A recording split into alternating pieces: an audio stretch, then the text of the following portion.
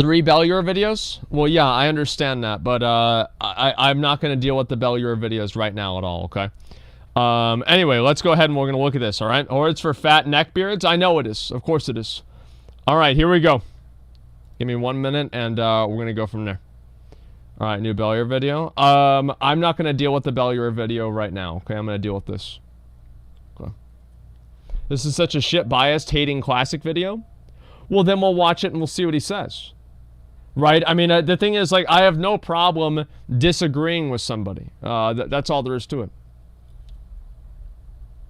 World of Warcraft Classic, and as these things go, I've got to lay down my bona fides. I have been playing World of Warcraft since launch. I have been playing World of Warcraft a lot. That's it? That's it? He's only been playing 324 days. This is weird. This is so, like, what are you bragging about, dude? What is that, like an hour a week, maybe? Yeah, what do you mean? Like 324 days. That's nothing, man. Okay, all right. Anyway, total time played 60 days on just this level. So that mean he played BFA for 60 days already? Holy fuck.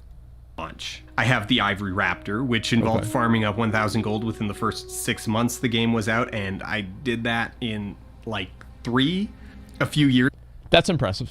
That is impressive. Years ago, Blizzard sent me this nice little statuette commemorating 10 years of unbroken subscription to the game, which means that this is a cute little gesture from a company that made a game I really like, but also kind of yikes. I have this in-game Wind Rider pet because it came with this Wind Rider plush doll that I keep on the shelf behind my streaming setup. I've done server first raiding, I helped 3 people grind to High Warlord, I have my Brawlers Guild rewards, Mage Tower rewards, Swift Flight Form, and even the absurd Realm First Illustrious Jewel Craft. 23,000, like, let's see, should we look at his armory, guys? Oh, no. Oh, I mean, like he's going through. He just made a nice video, dude. He's not fucking complaining about shit. Okay, all right. Let's go. Absurd Realm First Illustrious Jewel Crafter. Okay. Why did I get this? Why did I do what needed to be done to get this? To be fair, I want to make one thing clear. This guy obviously knows what he's talking about.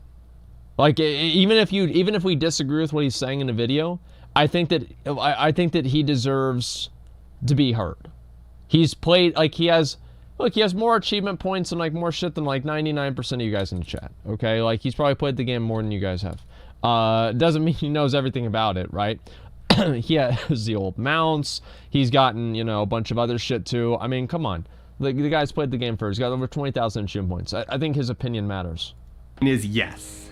I have played a lot of World of Warcraft. Okay. Okay. In August 2019, Blizzard Entertainment launched World of Warcraft Classic, a recreation of World of Warcraft more or less as it existed in 2006 towards the end of the vanilla game's lifespan after all the new content was released but before any expansions were added. While not a pure recreation, the deviations are small and few, most being concessions to the fact that WoW itself changed dramatically over the course of its first year. For example, one of the more dramatic, anachronistic changes is the inclusion of the in-game clock, a feature that originally wasn't added to the game until June 2008. Disgusting. Absolutely fucking disgusting. Like, I can't believe that they would add this into the game. I don't understand at all. Like, this is ridiculous. Like, how the fuck could they do this? Like, adding in the in-game clock. That's where we draw the line, guys. Almost no 4 changes years after launch. Care has even been taken to recreate period-authentic inconvenience, such as the bespoke recreation of spell batching, originally designed to work within the limits of dial-up internet, which will, in turn, lead to things like canceling an ability only for the ability to cast anyway, or being well out of range of monsters while they continue to hit you in the back of the head. But returning to the Azeroth that was 15 years later is an interesting experience. It lays bare all the strengths and flaws of the game and really calls attention to the fact that World of Warcraft was kinda bad. Alright, I'm just gonna try to... Let's be fair, guys. there's a lot of really stupid ass shitty things in the game, right? I mean, like, let's be real. I mean, there were a lot. I'm like in classic WoW. Like, I mean, it's like you have to click a button. Like, it don't automatically dismount you. Like, there's plenty of things in classic WoW that suck, right? I mean, like, come on, guys. There's plenty of things. Let's at least hear them out.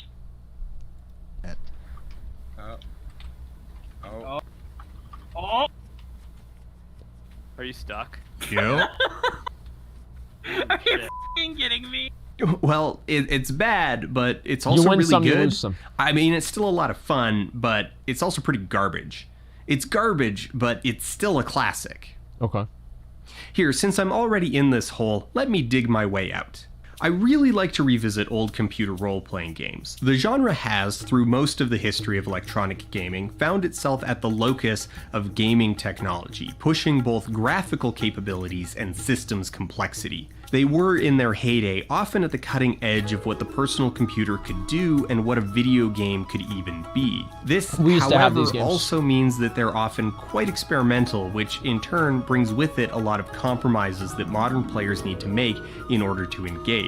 Yeah. Controls are typically unusual, frustrating, unintuitive, or unresponsive, and it's likely there's at least one vital game system that is utterly inscrutable, the game assuming you have the time, patience, and inclination to devise its operation through brute trial and error. Ultima Underworld is... Yeah, that's a complete true. That's a complete true. I remember I played this game, King's Quest, man. Like, back in the day, back in the 90s, man. I played King's Quest. Fuck, man. Oh my god, that was the worst game. That was the worst game, and I loved it. Like, that's all because you said it's so stupid, man. But it was the only game that we really had to play. It just made me so mad. The first retail game with a fully 3D environment, but the underlying systems for character movement are pretty immature. It's not very precise with how facing translates to direction, leading to a lot of times where the player character is walking forwards, but at a kind of slanted angle. Dungeon Master 2 has a magic system revolving around combinations of symbols representing abstract concepts with no guidance on what anything actually does. The manual gives a bit of help by at least telling you that the first set of symbols indicate power level. What a shit but at game. the end, straight up tells the player to literally trial and error their way through. Most of these games will allow you to just casually soft block all progression by throwing away something vital, either on purpose or by accident. I hate that about games. I literally fucking hate that about games. Whenever there are games that you can accidentally just fuck yourself over in. Like, you can just say, oh, oops, I accidentally threw away my key that I need to complete the game. You know, I hate games that do that. But, I do like the idea of giving people a completely open environment, not telling anybody anything about the game, and saying, okay, here you go. You know, it's fun. I think that'd be awesome. I think the only difference is that back in 1995, whenever these fucking games were made, the whole context of it was completely different. Because the games are really annoying and hard to play to begin with, just because of the nature of the computer requirements. But it's not impossible for a modern audience to submerge themselves in the games, and once you're over the hump, it's generally pretty rewarding to see what originally sold players on Lands of Lore, Ultima Underworld, or Elder Scrolls Arena, to peek into the history of modern games and see the genesis of ideas, systems, controls, and vocabulary that persist to this day. The vocabulary thing's a big part of it, man. Like, you go back and you watch any of these old fucking videos or these old games, bro, they're using like fucking... They're using like college words and shit. Like, it's like all these fucking like... illuminate instead of light up. You know, like all these things like a bulwark of defense rather than a shield. It's like, everything is like elevated. Everything's fucking elevated. Just, you know, maybe keep a walkthrough or strategy guide handy. This is much of the WoW Classic experience. There's several distinct humps for a modern player to get over, things that are, by today's standards, hostile, unintuitive, and obnoxious, but adapt to them, and there's an interesting and rewarding game on the other side. I have also found that it's actually easier to adjust to now than it was in 2004, specifically because Classic is essentially a complete product. While Blizzard hasn't activated all the content that Classic will contain, we know what all of it is, which has the odd effect of making it feel a lot more self-contained and easier to accept the jank as just part of the package and charm. Just before we jump deeper into the jank of Classic, I do think it bears mentioning that WoW itself exists in the context of the game it was meant to compete with, but ultimately all but crushed: EverQuest. WoW was, from conception onwards, meant to be the friendly version of EverQuest, and elements of Classic that feel exhausting today. They spent more time having her ass move around than they probably spent on that UI. I mean, really, like, what the fuck, dude? I mean, that's, like, wow. Like, why can't we have games like this anymore? This is amazing. Such as the relatively small number of quick travel flight points scattered around the world, were positively indulgent compared to EverQuest. You mean you can just fly all the way across the world? Let me go get my monocle and top hat. Will they be serving hors d'oeuvres on this flight? Oh, you think there aren't enough spiders in Dustwallow? That it's going to take forever to get all the venom you need for that damn shield quest? It's pretty annoying. Well, out here in Crescent Reach, there are 3 snakes. 3 snakes! Yep. Sure, by modern standards, it feels like a pointless waste of time to make the player return to a class trainer and spend silver in order to acquire new abilities and improve old ones, but when you put it in the context of EverQuest, where buying spells and learning spells were 2 different things, and it was possible to buy a spell you couldn't learn, and also some spells you needed to find as drops from random monsters, World of Warcraft was very much the noob-friendly approach. Why, look.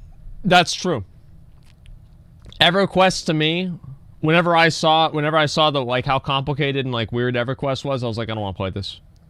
Right? I mean, there's absolutely a point to me, I think it is for everybody, right, where it's like, okay, this is too convoluted and too complex for it to be enjoyable.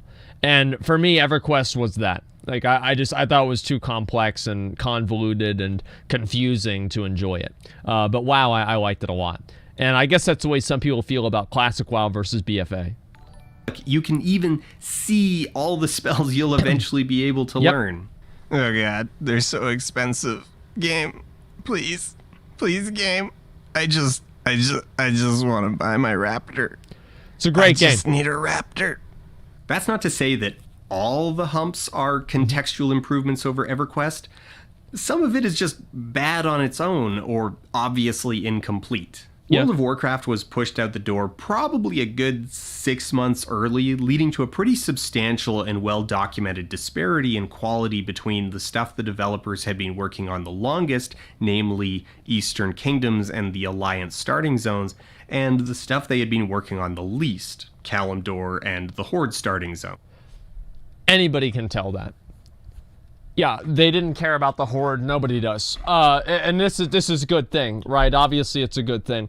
I'm very happy about this. And this is what happened in Diablo 3, too. The exact same thing happened in Diablo 3, but it was slightly different, right?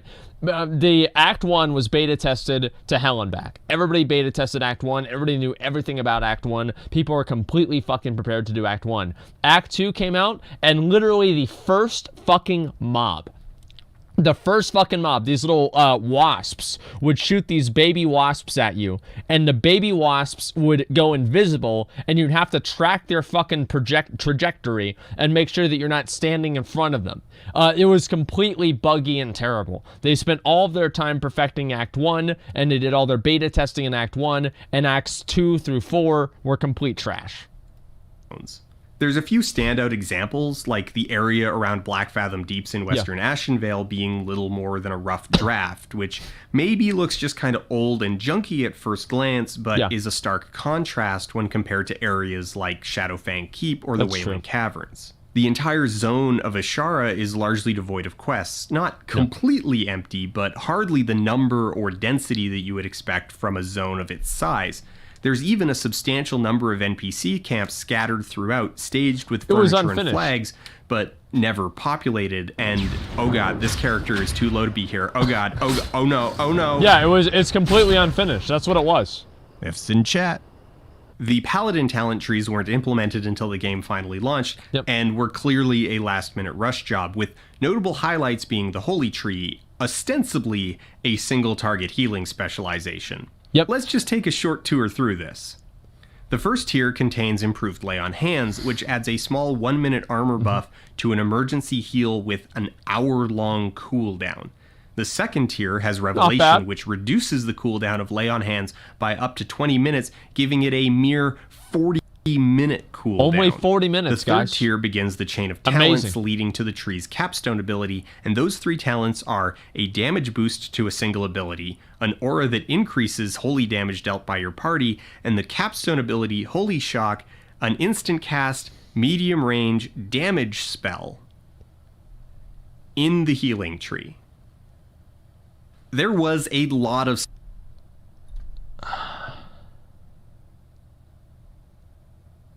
I mean, they clearly had no fucking idea what to do with Paladins at all. All they knew when they made Paladins was that this is the beginner starter class, like hunters, whatever. Just let them auto attack forever. You know, they had no fucking idea. I actually like the warrior class tree. I do. I think that almost everything with the warrior class tree works together very well. Every talent has its own purpose and use. The only one that I think is actually really bad is improved shield block. Everything else I think is good. I like all of these other... Oh yeah, improved cleave is kind of shitty too. But other than that, I think that all of these other abilities have their own unique uses and are cool in their own way. So actually, like, I'm happy with the warrior class tree a lot. I liked a lot more the way that the old class trees were versus the new class talent things, because I liked how you could mix and match the different talent trees. I think Blizzard later on started restricting it to where you had to get like your capstone talent in order to put talents in the other trees, and that's where I think things really started going downhill. Stuff like this floating around, some of it easier to change than others, and in a lot of ways the first year of World of Warcraft's life was spent just kinda getting the game finished. Some of the abrasive moments just come down to different expectations. The massive in massively multiplayer was always a lot smaller than it ever felt, most of the heavy lifting being done by clever design, pressing players into interactions that felt more substantial than they really were. WoW just wasn't actually built to have that many players doing something in the same area at the same time. Single quest areas can typically only support 3 to 8 players at a time. Any more than that, and it quickly leads to over-competition, with players standing around just waiting for more opponents to spawn. While this encourages grouping up, it only does so to a point. It's also annoying. You can't get credit for most quests if there are more than 5 players in your group, and a second full group is enough to strip a quest area bare like locusts. That's what we would do, right? Just whenever we were leveling, we'd just show up, all 5 of the boys, like, yo, what up? And we just kill everything. And people get pissed off about that. Yeah, whatever, right? But that's the way it goes. It's like in Classic WoW, I think he's completely right. Like, Classic WoW apparently did have dynamic respawns, according to, I think, Kevin Jordan said this, but they weren't dynamic respawns in the same way that, like, we have now in retail WoW, where it's like if there's 10 people in the zone, or like 20 people or 50 people in the zone, the mobs just respawning one after another. It was much slower than it is now. So, paradoxically, there's a lot of time in the massively multiplayer game spent looking for places to play alone. Not for any other reason than just to, like, know that you did. Holy crap. Oh is that God. The line? See, like that right there. Oh my God. What the fuck, dude? There's the line. See, that's the line. Jesus Christ, man. Okay. That's a lot. So Dan, cue it up. I want to die. This is...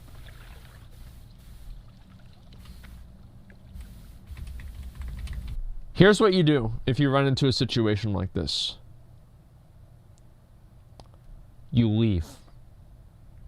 You go somewhere else and you farm random fucking mobs until You just skip the quest.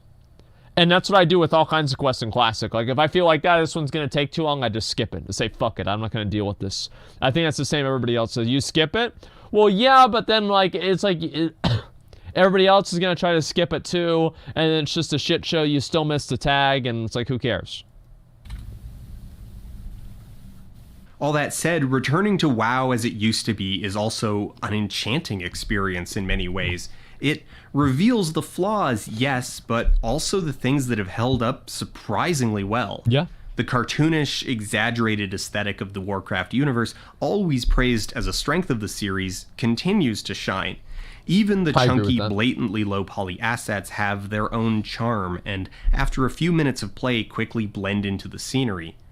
And there's some moments of windowing, places where the game creates a frame to guide the player's view, that remain stellar. One thing that really stands out to me is actually something I had forgotten about because it was replaced in the changes to the game over the years. The opening hours of the Orc and Troll quest lines lead the player out of the Valley of Trials, down the road to Razor Hill, through the pass in Dry Gulch Ravine, culminating in their entrance to Orgrimmar, the capital city of the Horde. The big boy. The path leading into the city leads the player to this frame at the threshold, the wide open space of the Valley of Honor with the bank, flight tower, and zeppelin framed against the sky. It's a compelling composition, evocative, fantastical. It's a moment that really strikes the imagination and makes the world feel so much bigger than you ever thought it would be. The version of this moment as it exists now was put into the game in 2010 with the Cataclysm expansion.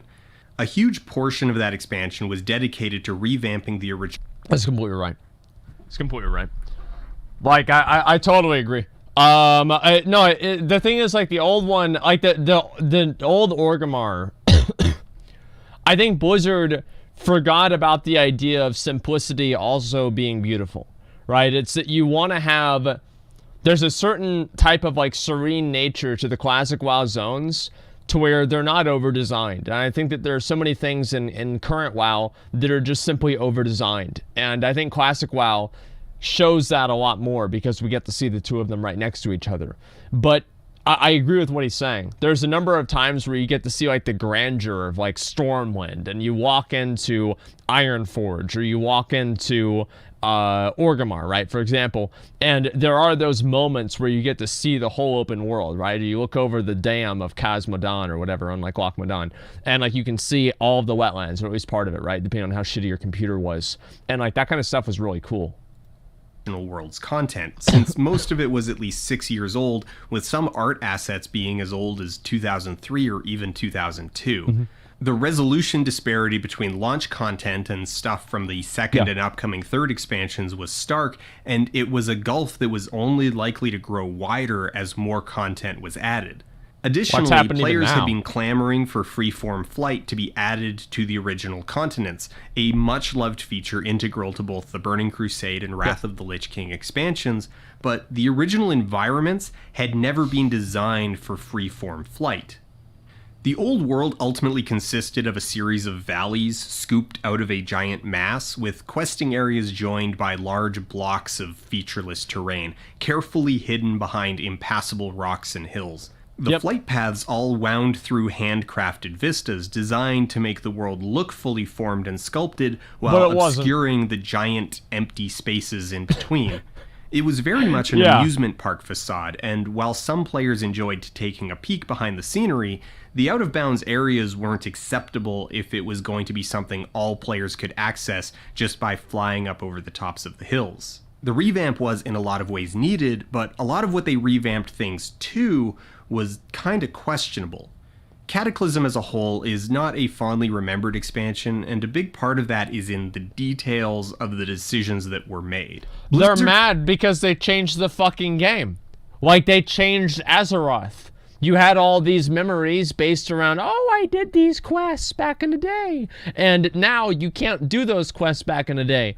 Old Blanchie is dead. Why? They didn't have to kill Old Blanchie. It did not have to happen. And I get that, like, oh yeah, you want to have, like, an emotional draw, whatever. They did not have to kill Old Blanchie. For a CSI joke. For a CSI joke. Exactly.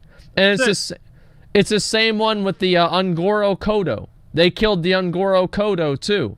No reason for that. Absolutely no fucking reason for that shit. But they did it anyway.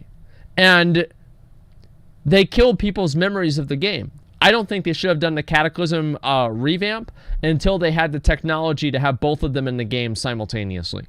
It's my opinion.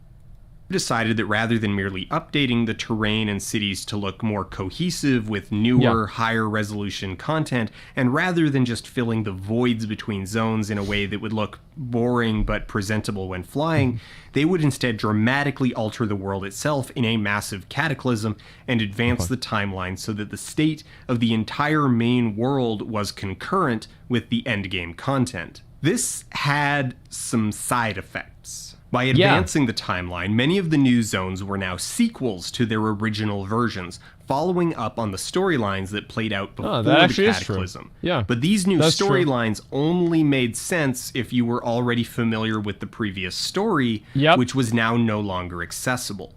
This kind of self-referential storytelling is ultimately the blood of Cataclysm, with a lot of moments in the expansion. That's the blood of the whole fucking game.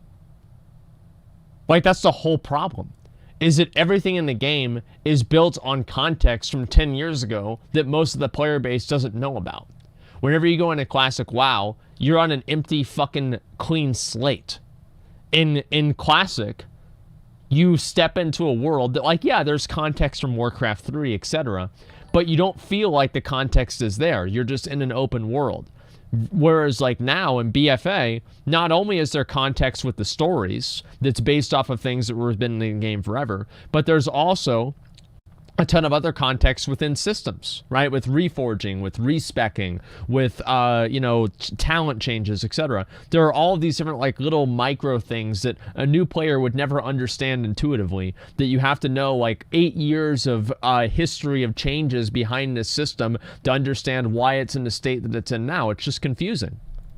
Being retreads of older moments from WoW's history, delivered with a cheeky smile and a wink to the camera. Yeah. Mortals that fancy themselves heroes have entered the Broken Hall. Oh, I do hope this raid will amuse me more than... In this regard, the new entrance to Orgrimmar is no longer intended to welcome new players to a wide-open world, no longer framed to spark the imagination, but a blunt shock for old players, an overhaul of layout and aesthetic, signaling the change in leadership from Thrall to Garrosh, a mulleted electric guitar solo screaming, "This ain't your daddy's horn!" It is incredibly trivial, but it is emblematic of a fair criticism of how the game has evolved over a decade and a half, increasingly focusing inward. Well, it's like, how many of these little fucking chain spike things do you need? Right, like, it's like, I get them making a really, really well-designed Orgrimmar, and I think that the new Orgrimmar looks pretty decent. I like it, but at the same time, there's something to be said with the old Orgrimmar, too.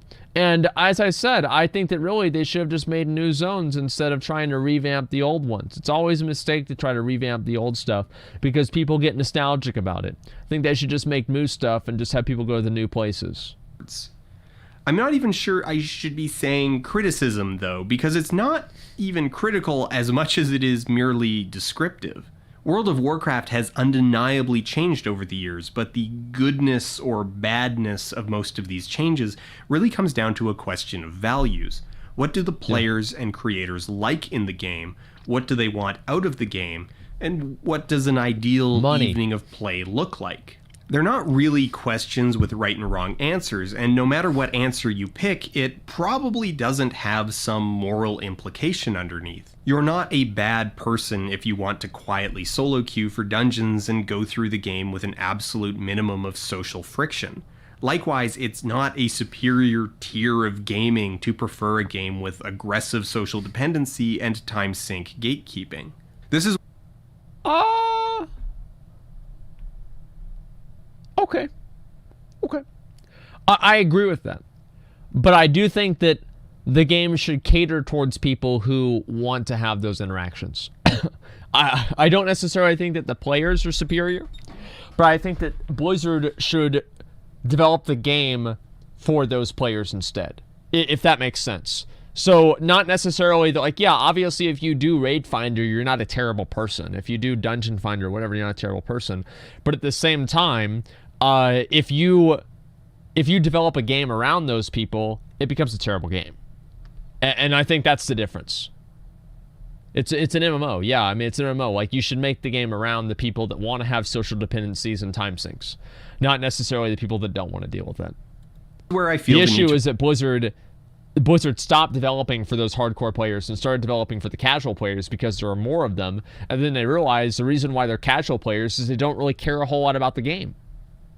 To acknowledge that a lot of the clamor for WoW Classic has been controversial, fraught with ego and drama, as a number of the high-profile personalities leading the charge are known for their toxicity and vitriol, having made something of a career in the very small but highly competitive niche of complaining about World of Warcraft. That's true. The game. They want to make it different. They want to do things just a little bit different. Oh, maybe I just want group find. This is my best speech I've ever done. I want to say this right now. This is my best speech I've ever done. Like, if you haven't listened to this speech, this is my #1 greatest speech I've ever done about this this whole Classic WoW thing. I probably should want to watch it again just for context. Hey, my gear doesn't match. Maybe I'll just transmog this helmet. Fuck you. You're gonna wear that pink helmet and you're gonna like it. That's right. Those chromatic boots looking like a goddamn clown with your DPS warrior? That's you. Your face, it's a square. All right? 8 pixels, you're gonna love it. It's gonna be the exact same. We're not gonna give up. We're not gonna stop. No changes. Yep. The basic argument from these outrage merchants is that WoW, as it currently exists, is bad. It worked. You can say anything you want to say. You can criticize any way you want to criticize. But it worked. Always keep that in mind. It always works.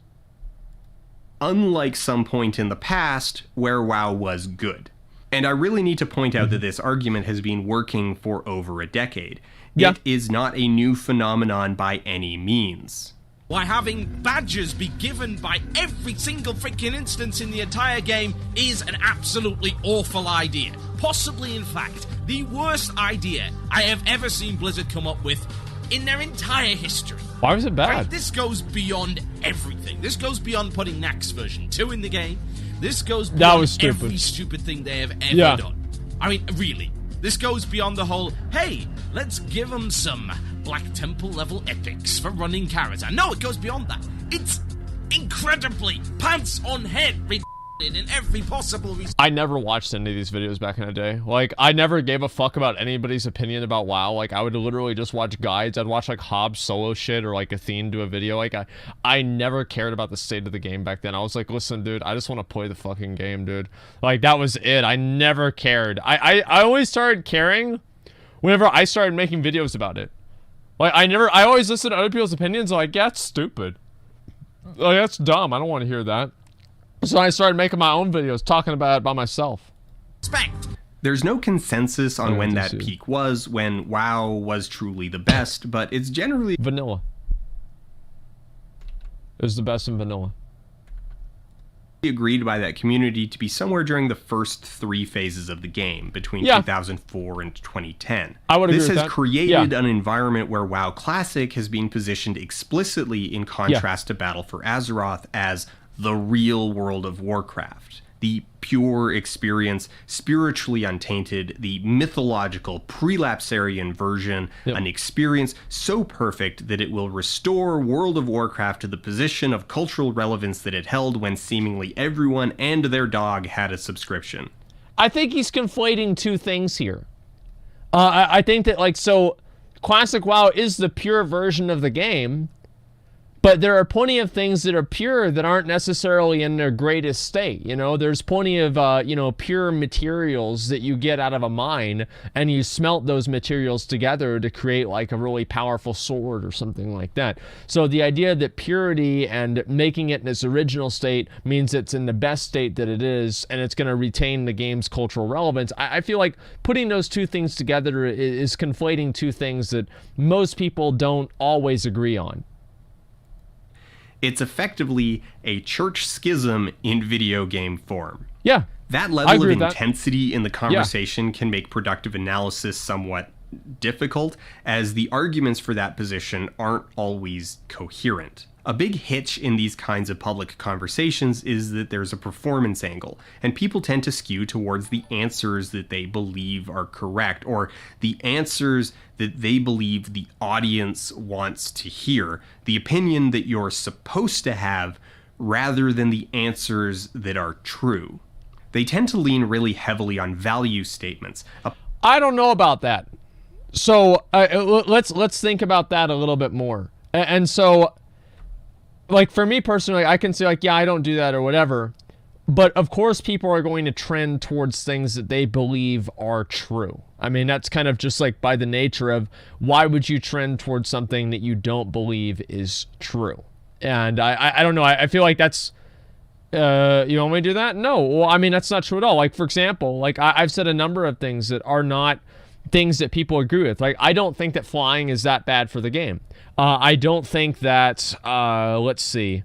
There's, like, let me think. I don't think transmog completely ruined the game. I think it changed the game. It wouldn't have it in the game, but I wouldn't take it out right now.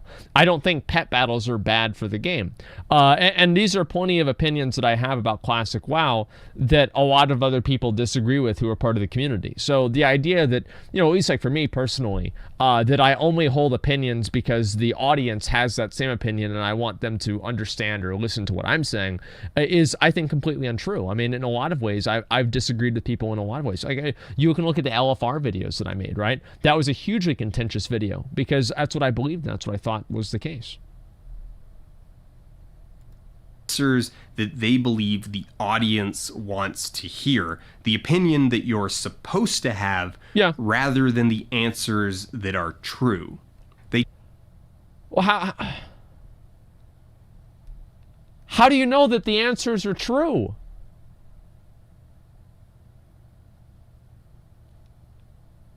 I mean, well, how do you know? All right, well, let's see what he says. Tend to lean really heavily on value statements, appeals to the things that the wider social group believe are superior qualities, which can lead to some hot nonsense, like saying that World of Warcraft was best when it was hardest back in Classic, which is a comical statement because Classic just isn't very hard. Now, I do want to walk a fine line here, because when it comes to talking about video games and difficulty, that's true. The conversation turns into a swamp super fast, because the language that we use to talk about the systems and interactions isn't particularly well developed, so people end up just shouting the same words at each other with different implicit meanings, and it goes nowhere.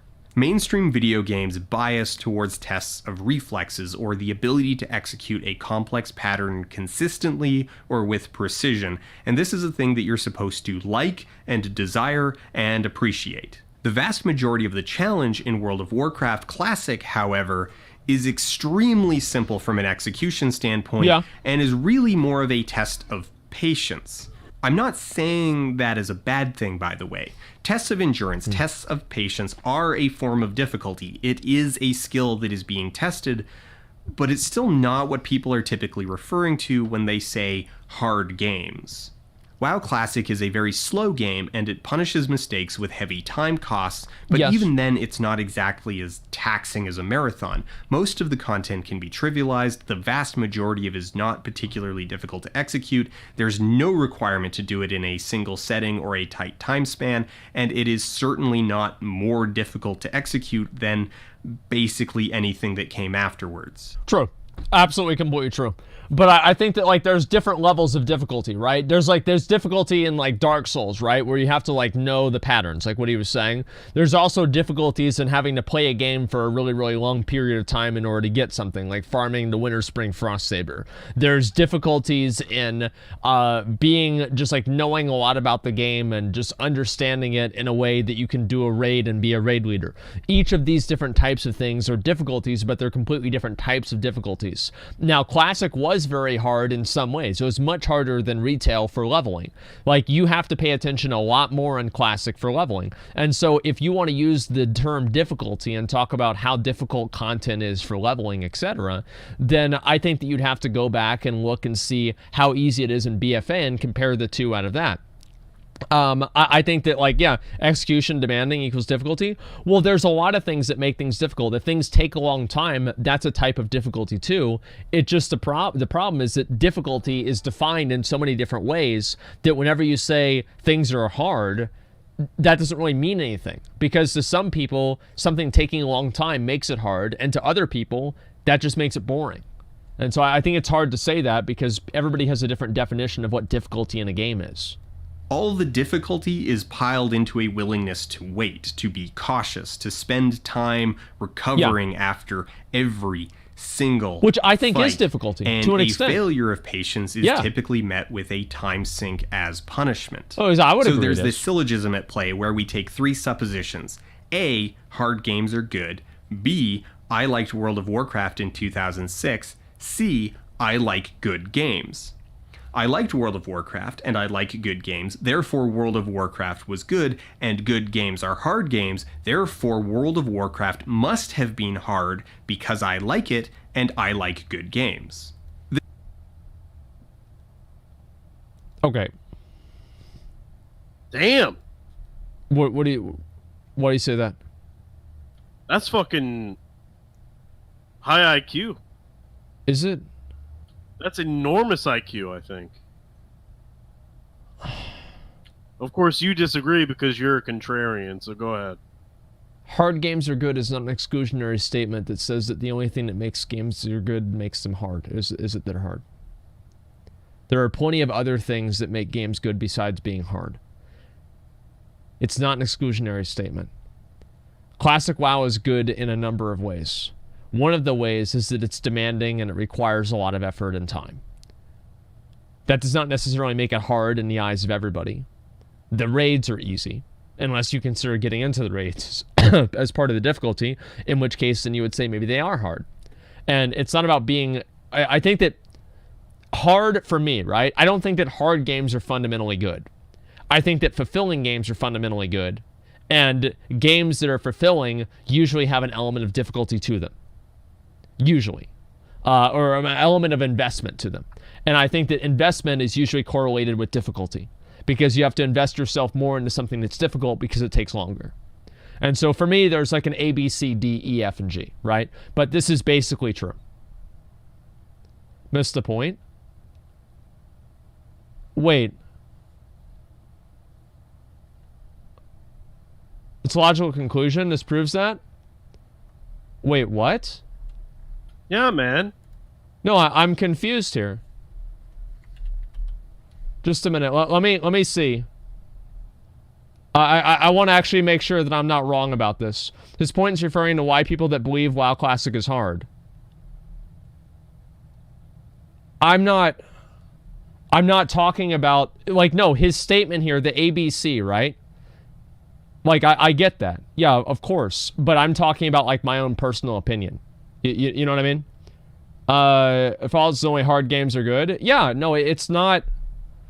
It's disjunctive syllogism, bacon logic. No, I understand what he's saying, right? I get it. But what I'm trying to say here, Face to Go, Stinger to 10 gifted community subs. I appreciate that very much, man. It's a logical argument. It's not logical to automatically assume your preferences are fundamentally good. Well, no, of course not, right? But the point that I'm making is that I think that hard games are not fundamentally good, but oftentimes hard games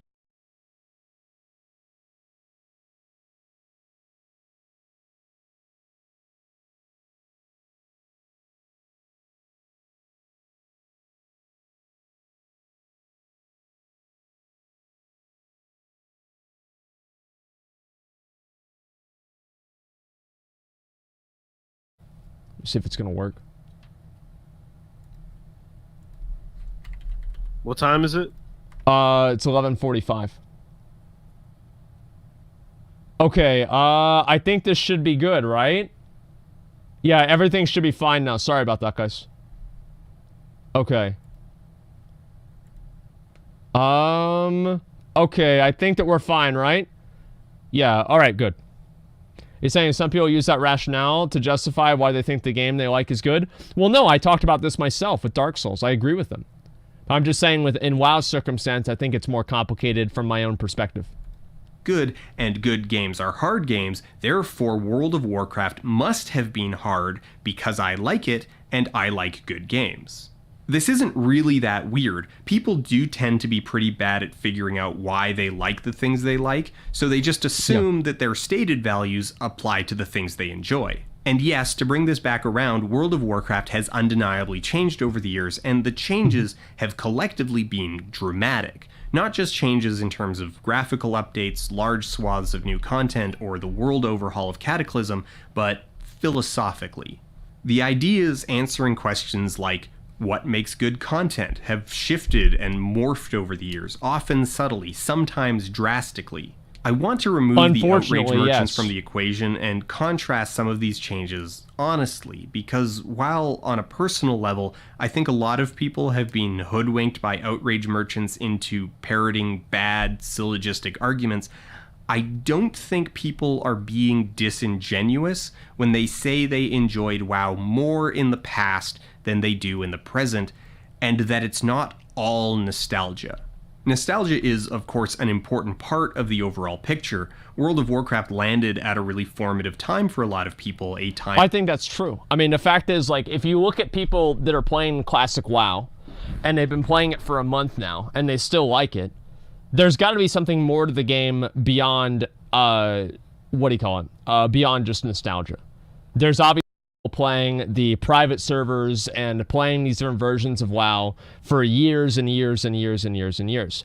And I don't think that it's fair just to criticize and categorize anybody who's criticized the current game as being an outrage merchant, right? Like, what am I saying? Like, you know, use one of my videos, right? What am I saying that's particularly an outrage merchant thing? Like, what specifically do I not like? I don't think that I'm saying a lot of things that are unreasonable. I say them in, you know, obviously, you know, like very weird ways. But for the most part, I think that I'm talking sense 99% of the time.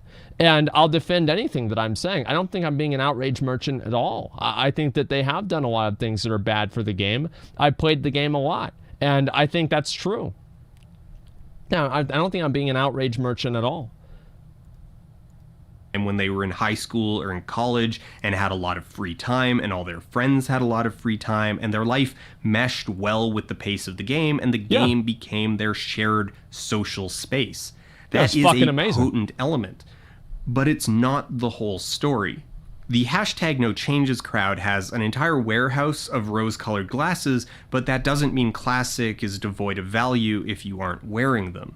We can't uncross a river, but if we walk through this, we can maybe put together a reasonable portrait of the differences and understand why some players... Well, here, like, I think that, like, the whole no changes thing, like, people wanted the game to come out in the way that it was. Like, yes, that was the whole purpose. That was what we were advocating for. We wanted the game to release in the state that we wanted the game to be in because that's what we wanted. We wanted the original game. Duh. I mean, fucking duh. I don't see, like, this is not a no... I think he's painting it to make it look like the no changes people were being unrealistic or assholes. But, for one, we got what we wanted. We basically got what we wanted. Am I right? I mean, fuck, dude. It's exactly it. I mean, yeah, I got, like, a few little baby things. But, like, for the most part, everybody's happy. Justifiably feel like they've been left behind by the changes over the years, and in turn, what Classic has to offer. Right. World of Warcraft Battle for Azeroth is a very busy game. There is a lot to do, and the game has a tremendous array of content for players of all stripes, ranging from player versus player competition to skill testing group content to trivial mini games and ARG-style community treasure hunts.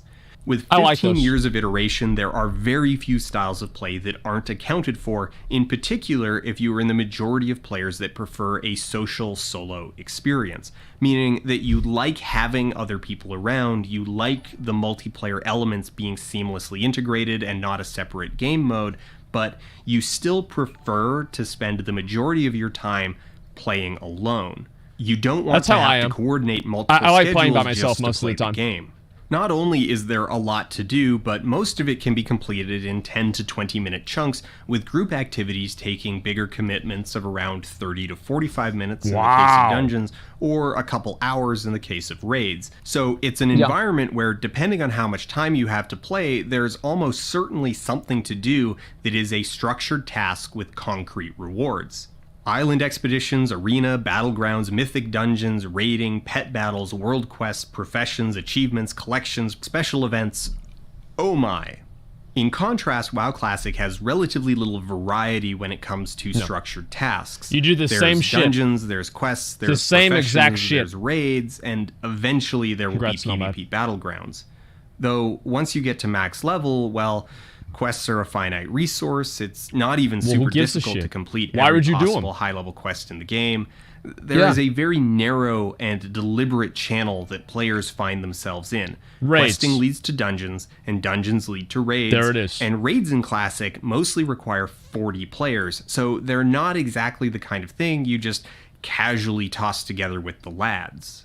In fact, really, in order to field a raid of 40 players, you need a pool of 60 to 80 players minimum to cover for different roles. People who need to leave early, people who can be there on Tuesday and Thursday but not Wednesday, people who aren't part of the core group but are basically the supply line for the raid, providing materials and consumables. So there's this pretty self-evident contrast between the game as it used to exist with relatively few defined activities and the game as it currently exists, awash in things to do. But that's just a surface level analysis, and this is where I think things get interesting, where we see something of what has been left behind. All of that content, all the different tasks and parallel progression streams, they have been added bit by bit over the years to free players up so that they don't feel trapped in that narrow channel of progression. Yeah, but now they don't either care. Found a group of people you could raid with, or you kind of ran out of things to do. That's good because there are absolutely things about that arrangement that really, really suck. The requirements in terms of time, players, and materials effectively creates a corporate environment where guilds that have the resources to raid accrue a lot of social power. Back in 2006, it wasn't really that unusual for a given server to only be able to support one or two active raids per faction. Actually, in 2005, the server hardware itself literally couldn't support more than one raid engaging Nefarian at the same time, and groups would need to coordinate across factions because if 2 groups pulled, the latency would spike, and if 3 or more pulled, the instant server would crash. #no changes! Which meant that you needed to bend to their... I don't think anybody who was no changes wanted the server latency to be the same as that. I mean, come on, guys. Like, I think this guy's misrepresenting the way that people who didn't want changes in the game wanted to see the game develop and be designed. I don't think anybody... He's a liar! Well, he's a liar! This video's terrible! Well, no, I don't think it's terrible. I think that very clearly he wants to emphasize the fact that he played the game a lot back in the day. And because he played the game a lot back in the day, he remembers all of the little things that, you know, were inconsequential for most people, but also very big annoyances. And whenever you say known changes, you know, you're also talking about that. I think that every reasonable person who said no changes knew they didn't actually mean keep the bugs in the game. But I would rather have the bugs in the game than have changes like transmog added in the Classic anyway, right? So I would rather have to... This is basically the way that I looked at it, right? This is the same thing with like the looting bug, for example. I would rather have the looting bug in the game than have transmog in the game. Right, I would rather make the game more similar to... Is joking? Well, no, I don't think he's joking because he's referred multiple times about the no changes crowd and how they were being unrealistic or outraid merchants or whatever. I think that he's not joking at all. I think this is what he thinks. Yeah, because it's what he said earlier in the video seriously. their schedule and maybe needed to put up with a lot of toxicity and harassment just to play a video game. Because of the way that the various mechanics interact, success one week sets players up for more success next week. So guilds that are doing well tend to attract more players than they actually need, while failure can quickly lead to a social death spiral as experienced and geared players quit or leave, increasing the odds of further failure. Given that these raids represent a huge time commitment, it's not unusual for guilds to focus on hedging their bets and playing it safe, only bringing the best geared players with the most optimal classes. This can make it difficult, if not impossible, for players coming in late who don't already have the best gear and only have a few hours per week to play to even get an invite to a group. So there are very good reasons for a lot of the changes, in particular providing comparable progression tracks for players who want to play mostly alone or just with a small group of 4, 9, 10 friends instead of listening to 39 assholes screaming whenever someone pulls whelps in Onyxia's lair. That's why. Idiot who goes and aggroes something he ain't supposed to is not getting any f***ing item for the next 2 Oh weeks. man, okay, Not to dude. mention 200 Yep. minus f***ing DKP. Is that enough f***ing motivation for you to f***ing play proper? This toxicity is actually a deliberate design choice in a sense. EverQuest That's and great. World of Warcraft were built on a concept of social dependency. The idea that the game was explicitly hostile to solo play and that it was basically impossible for a player to be truly self-sustaining. In WoW you can be, but like I think this is a good thing. Like having to depend on being social in the game is a good thing. I've always been a fan of this. I wish that I think Classic has a lot of this, and BFA doesn't have enough of it. Warcraft, as the friendlier version of EverQuest, tempered that a lot. Yeah. You can get through most of the game solo, but it's definitely still there. Oh, yeah. Questing with 1 or 2 other people is substantially faster and much safer. Since characters often provide a force multiplying factor to one another, the increase in speed is more than simply linear. With a friend, you can do higher level quests a lot earlier, which reduces the amount of time spent moving between questing zones Going back and makes forth. it a little less likely that you'll have to resort to grinding just to be able to move on to a new area. This social dependency is kind of compelling and interesting in its own right, but it has a few big weaknesses, namely that it means players are essentially at the mercy of other players who may or may not be nice people, and it relies on there being other players in... That's okay. So what he's saying about the other players is true, but what he just said, I don't think is true, because I think that yes, obviously you're going to deal with assholes. Like you have to deal with assholes because you deal with real people. Anytime you have a genuine interaction with another real person, you have the opportunity to running into an asshole, right? And this is just the truth. Yeah, I mean, this is just the way that assholes are. Another factor with this is the fact that if you are the asshole and you consistently join groups and people keep kicking you out, it's actually a socialization measure that prevents people from just being these wild, uncontrolled assholes. Like this guy that just got kicked out of the guild that keeps trying to get attention on stream. He made his other guild called the Olympus Spurg Force. He's probably the guild master of it, trying to trade me back the tabard for the last 20 minutes that I've been reacting to this video. People like that aren't going to find a group because nobody wants to play with them or do anything with them. And I think that the fact that that can happen gives people, at least young people especially, it gives them an opportunity to be in that open space and have those social relationships that they can't have in real life with the same type of just, you know, freedom to them, because it doesn't really matter what happens in the game, and to make the mistakes and to learn how to act in real life around other people. So I think that the socialization measures, and to say that's a bad thing is completely incorrect. I think it's actually a very, very good thing because it goes both ways. It stops people from being assholes, I think, more than it empowers people to be assholes, because usually nobody else wants to play with an asshole. And if there's one asshole and 4 normal people, they're going to probably just not play with the asshole. In the same space as one another. Yeah. Right now, in the first months after release, WoW Classic is a lot of fun to level through because it's in the sweet spot where there's a lot of players all kind of spread throughout the whole level range. So no matter what level you're at or which stage of a quest chain you're on, there's probably someone else nearby who's either at the exact same spot or pretty close to it. If you need help with an elite opponent that you can't take on solo, then during prime time, it's probably only going to take a few minutes or so before someone else comes along looking to do the same quest. Yep, but I've done that as myself. time goes on, Just more stand and there more next to 'em. players accumulate at the level cap, and while some players compulsively level new characters over and over, most players focus on a single character. The result is that as the overall population caps out, the local population in the lower and mid-level zones drops dramatically, and social dependency only works if there's other players around to be dependent on.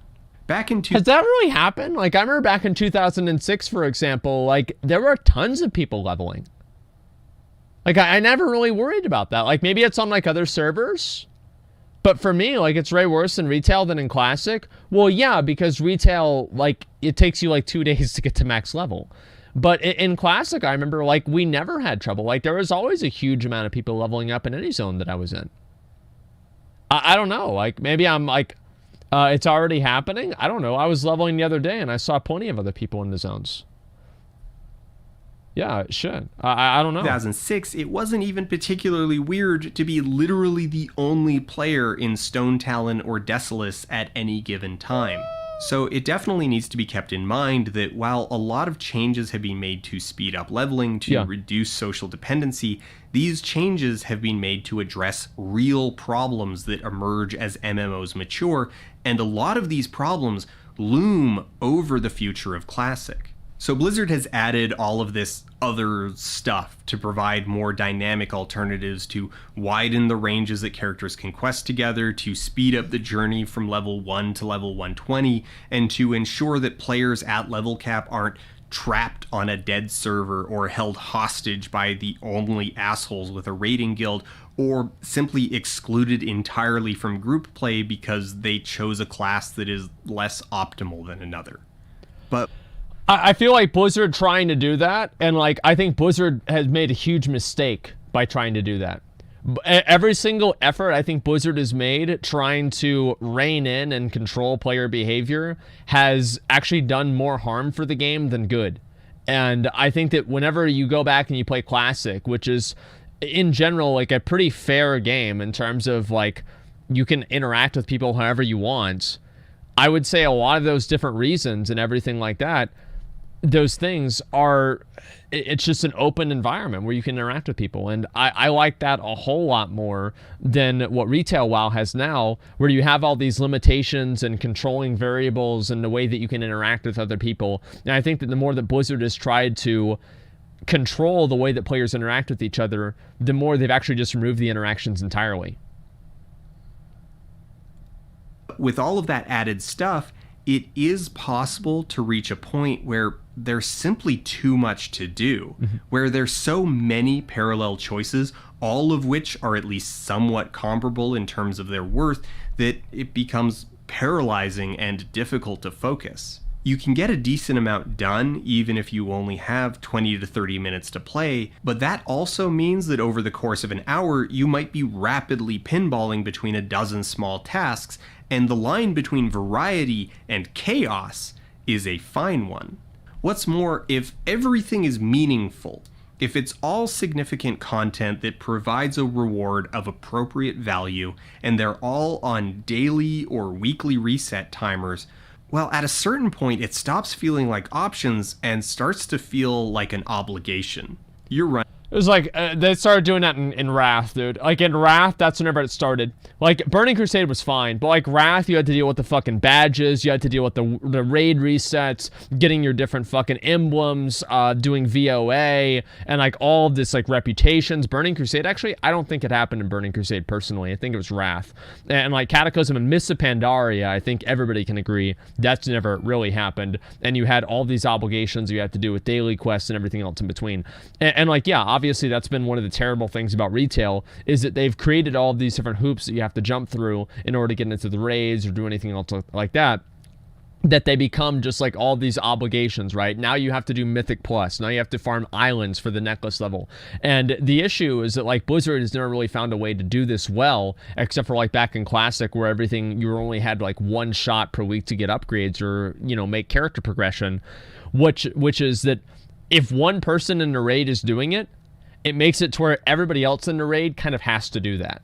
And if, like, let's say there's 2 warriors in the guild. One warrior is farming island expeditions, the other warrior's not. And the one warrior who is getting, like, all of his secondary traits for his Heart of Azeroth, and he's doing more damage in the raid.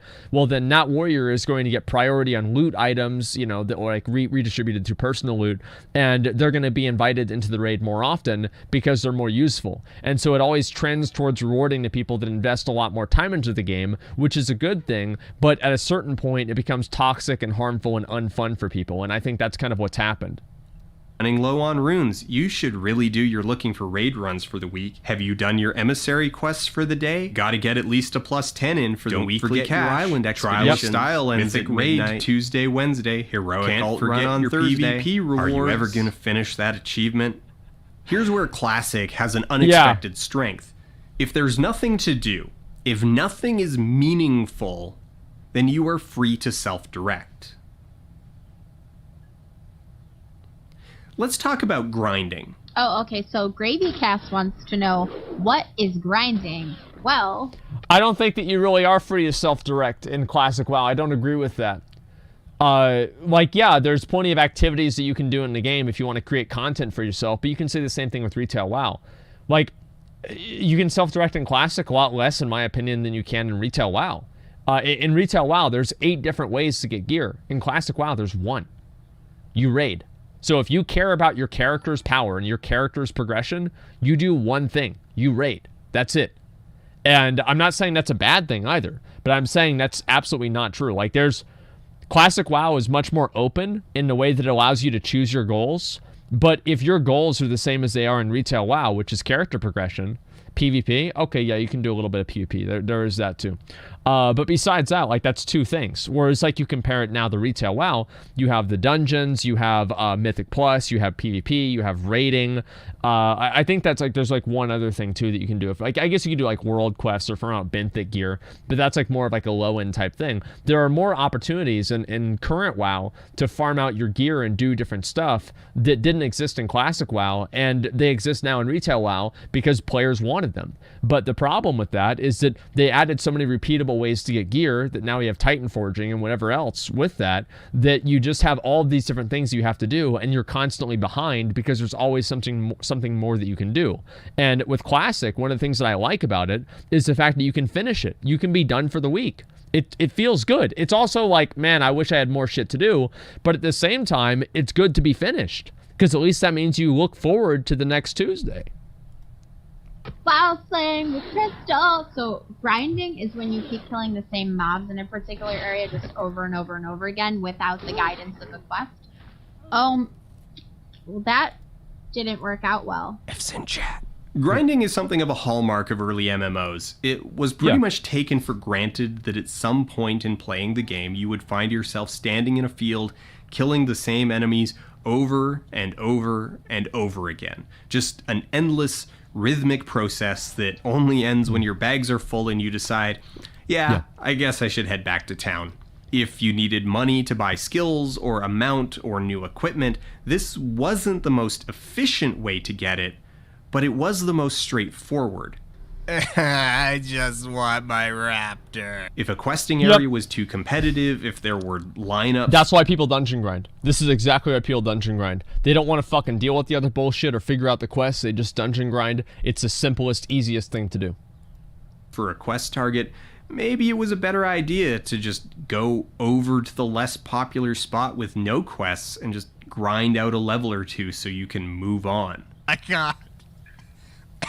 Grinding isn't something that anyone would really describe as compelling gameplay. It's not very dynamic. It is, by definition, repetitive. It's the kind of thing that intellectually everyone feels is kind of bad in a game because, while it's not truly pointless, It's definitely low on point.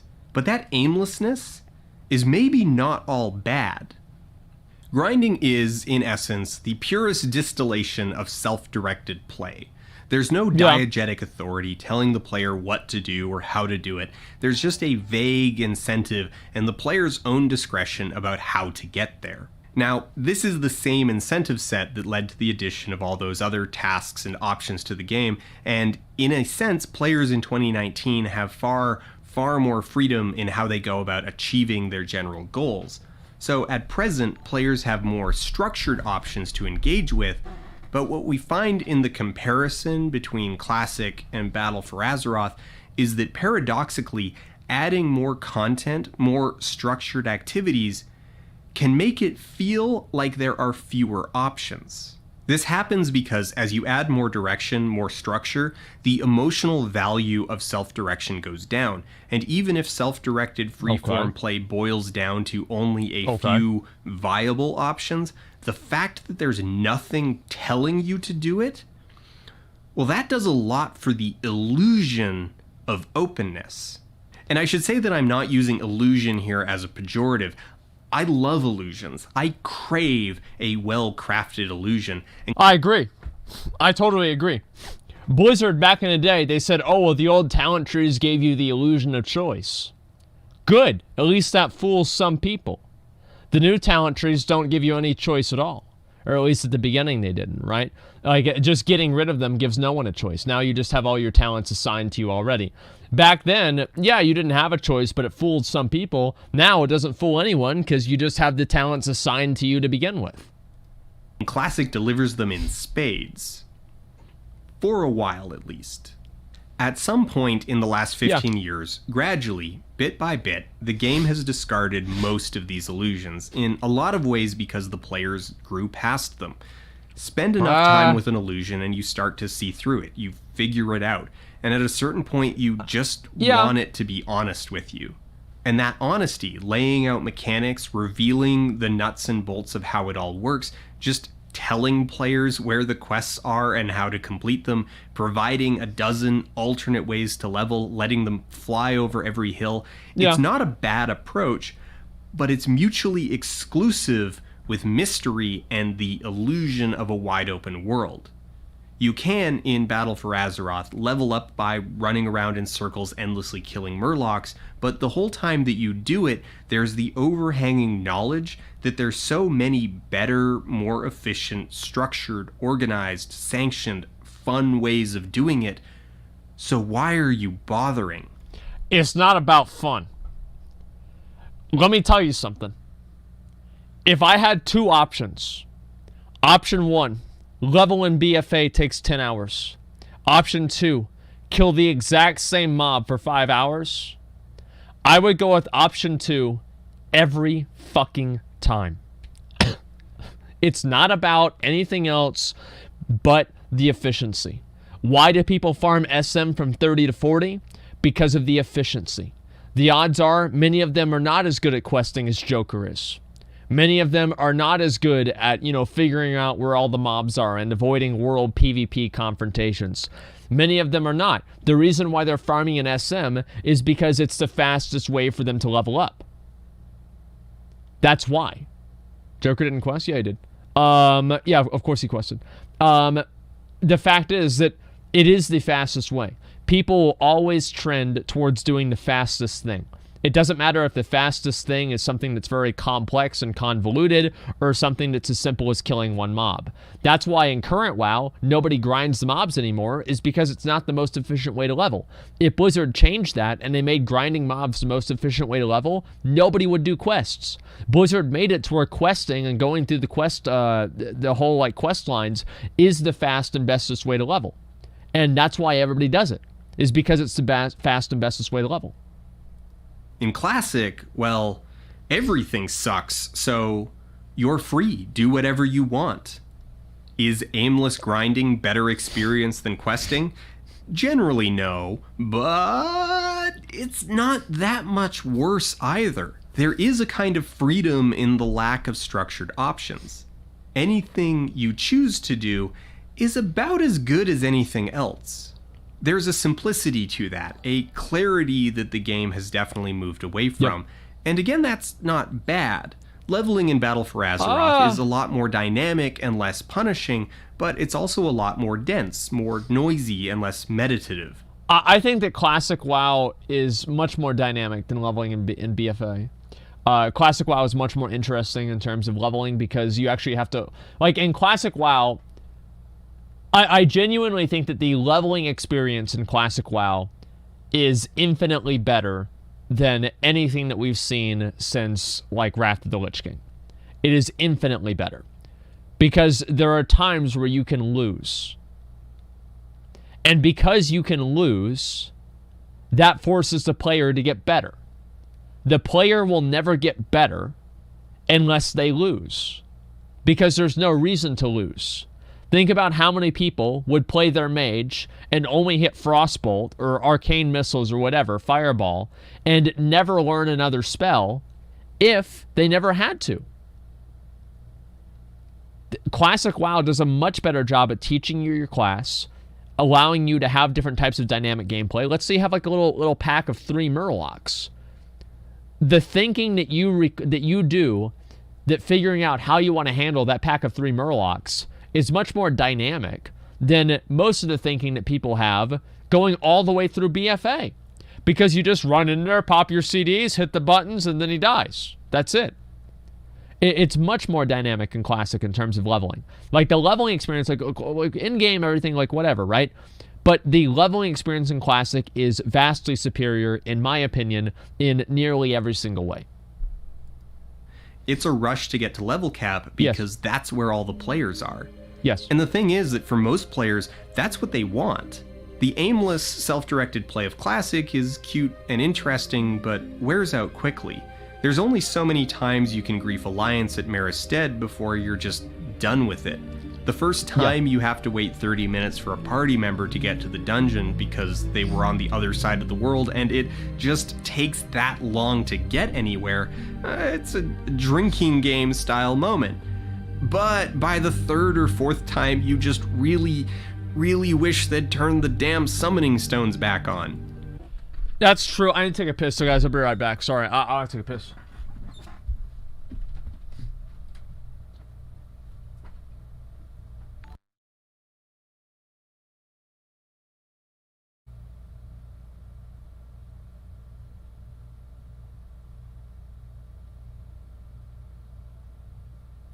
Huh?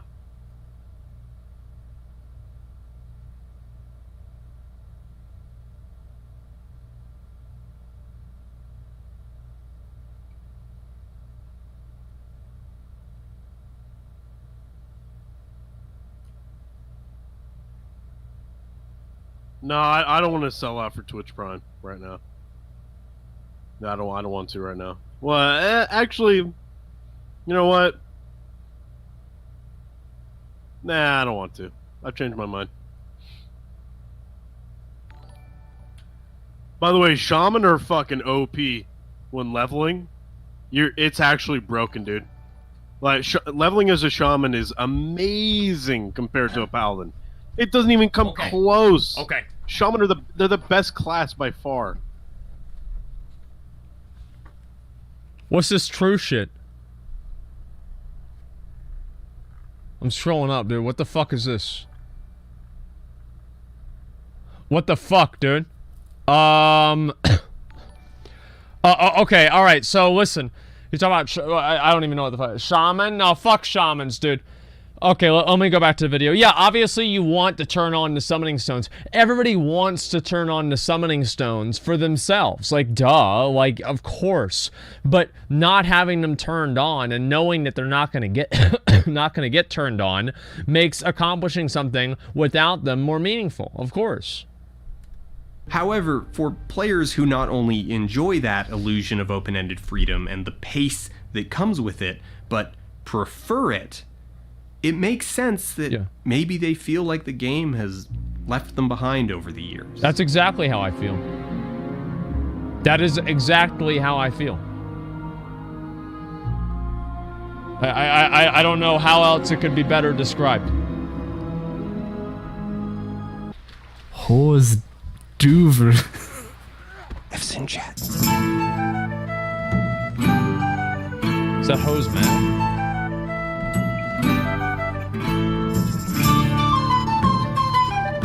Is that supposed to be hose man? Okay, so obviously the video has a lot it has a lot to it. There's a lot to unpack, you know, etc. Right? Let's see. Is there anything worth saying? Sorry, now shouting at smart people. I associate volume internet man with correctness of his arguments. Okay. I'm sure you're very smart too. Smaller group of 10 friends. Everybody off for 20 minutes. I feel like I understand what people do. Thanks, Dan. I like good things. Such a troublesome idea in terms of discussion. Yeah. Stop feeling like opinions. Start feeling like an obligation. Yep, that's about right. I think that's why people don't like a lot of the box stuff and everything like that. So kind of like what Kevin Jordan said. I agree with that a lot. F's in chat. Okay, here. And before Asmongold. Well, oh, look at that, dude. There you go. There you go. Okay, wait for party member. So you're still saying as fireman. Okay, so let's go ahead and let's talk about this. There's a lot to say. First thing right now, new video on top of Tim Hardest WoW bosses. Okay, just give me 1 second here. Wait 1 minute here. I gotta time that out. All right, we're good. Olympus 9 guy online. Let me see if Jigsaw's on the line. Jigsaw is not online. He is not. Okay, so let's see. I'll go ahead and I'll invite a few more people for the Carapace, and I'll do a run for that, and I'll talk about the video, okay, guys? Shooter in Germany 2 hours ago killed 2 people and live streamed it on Twitch. Well, that's bad. Like, I can't, like, yeah, that's bad. I mean, okay, yeah, hopefully they got him. So, can we get some heals? We need to get some heals for this, and then we'll be good to go.